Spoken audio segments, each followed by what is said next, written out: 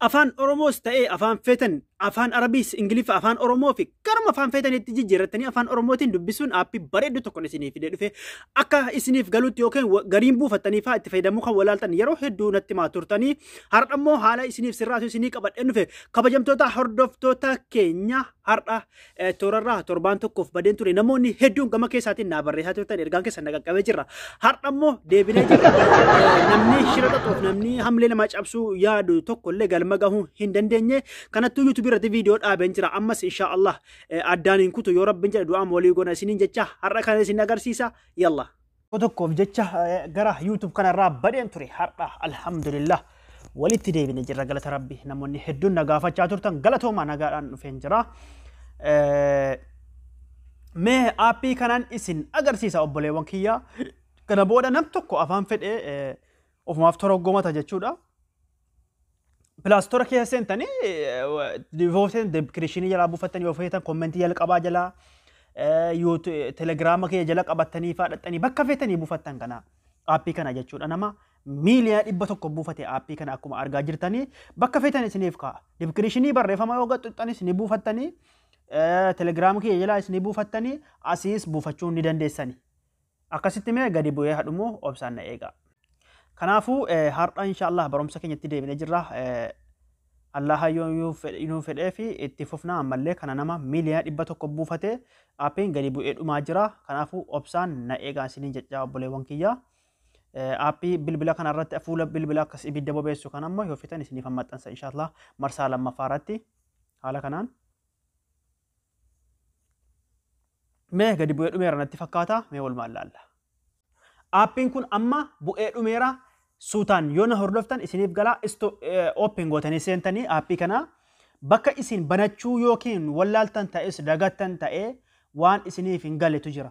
Kanaafuu wanna kana dirqama banattan malee isiniif hin dalagu jechuudha. Aappiin kun afaan fedhatti isinitti toroggoma start gootanii mee amma aappii kana. Gizee isin akkasitti gootanii as isin fida qaxxataa isin fidanni. Aappiin kun sababni as isin fiduuf maaliif akka isin eeyyama gootanuuf kanaafuu maal barbaadan isin gizeen akkan si fida keessa aappii barbaadani aappicha barbaadani gizee dhufe aappiin kunooti akkas gootanii banaa gootani of duuba deebitan dabalataan gizee of duuba deebitan akkanatti isinii fida wanna akkanaa kana irrumaa deebitanii tokkuma irraa deebitanii naan isinii amma kunoo gaara gubbaatti akkasin ongootanu access plate jalatti sittingii keessatti akkasin ongootanu diimaa isinitti bobeessaa jira. Qayyii isinitti bobeessaa jira jechuudha. Kanaafuu jalqaba irratti isa keessa dhuftaniiti kunoo bakka Indiyaa English jedhu kana keessa seentanii jalqaba irratti Indiyaa iseettu kana keessa seentaniiti afaan Oromoo barbaaddattanii afaan Oromoo suutumaan namti isin cinquun jiru. Afaan Oromoo erga kabajamtoota hordoftoota kiyyaa afaan Oromoo akkanatti barbaadanii gadi xuxxanii Oromoo dheera bakka English kanas isin afaan Oromoo keewwatan zimmi jettanii afaan Oromoo akkasitti barbaadanii Oromoo rakkeewwatan amma Oromoo ta'eera Oromoo lamaanii jechuudha nuuf isinillee Oromoodha kanaafuu yoo feetan immoo afaan Ingiliffaas afaan feetan irra kaa'achuu hin dandeessanii warra Arabii dandeessanullee Arabiin dubbisuu dandeessanullee warri afaan Amaaraatiin dubbisuu dandeessanullee afaanota hedduu jira jala ka isin waan feetan irra kaa'atan jechuudha kanaafuu inni guddaan inni isin beekuu qabdanu amma isiniif toroggomuu hin danda'u osoo wayitii isiniif yoo akkaatti isin toroggomuu hin danda'u jechuudha. Waan jedhaa rogaatti akkasiin ongoota nu gaafachaa jira. Amma tuuta toroggomuu hin toroggomu jechuudha. Kanaafuu dhiifama. Ani isin agarsiisaa dubbatti deebi'ee. Kanaafuu gizee inni akkanatti isinii fide dirqama isin bakka diimaa access plate keessa galuudhaaf bakka diimaa kana xuxxani. Diimachuma gadi xuxxani isin. Qaxxataa akka isin fide on godhii mallattoo kana isin agarsiisee on godhi isiniin jedhaa jira. Haya jettanii akkanatti gizee dhuftanii bakka install jettu kan argattanii bakka yookiin quxurii 2 wayii jedha of jalaa qabdu xiyya isinitti qabeen jira. Gizee dhuftan achi keessa olii gadi deddeemtanii waa hedduu isin duraa baduu danda'a keessatti. Isin immoo garuu kunoo bakka kanatti yoo akka nagaa cuqaastanii akkasiin ongootanu isin gaafachaa jira jechuudha. TikTokiin illee akkasii an of godheen jira. Gizee dhuftanii kunoo isi olii kana akkas yoo cuqaastanii gararraa akkana cuqaaftanii isi ofii jirtu kana akkana yoo gootan oonii ta'ee jira. Tayyib mee inni sila dide mee isuma amma gaa akkanatti ol isinii baheera miti xarafa kana irratti akkuma isin argaa jirtanu mee afaan kana asirratti toroggomee ilaala mee afaan Oromoo isuma kana akkanatti irra qabdanii.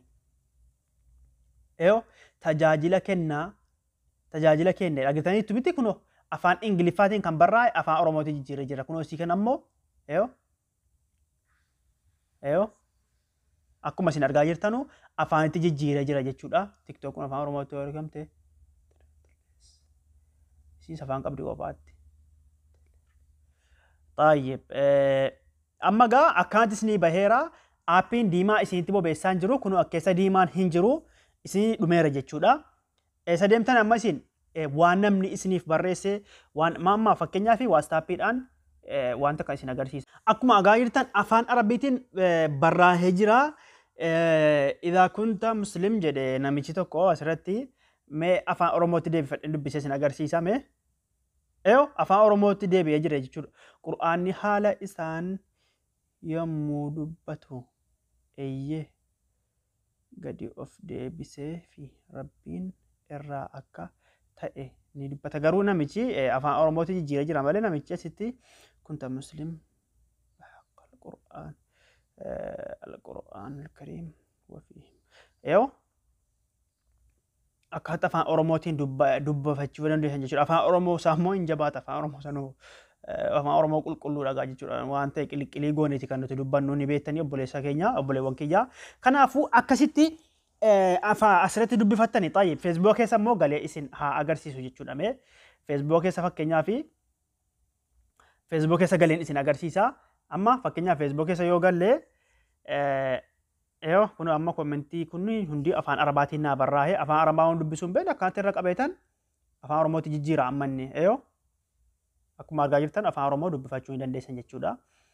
Amma kommentiin kun bara durii wayinaaf barraa'ee mee afaan Arabaa kana kun afaan Oromootti deebifamee jira jechuudha. Cufa isaayyuu akkanatti dubbifachuu ni dandeessan obboleewwan kiyyaa. Akkasitti afaan feetan keessa deemtanii jechuudha. Afaan feetan amma kana booda namni fedhe yoo isiniif barreessellee kabajamtoota hordoftoota kiyya.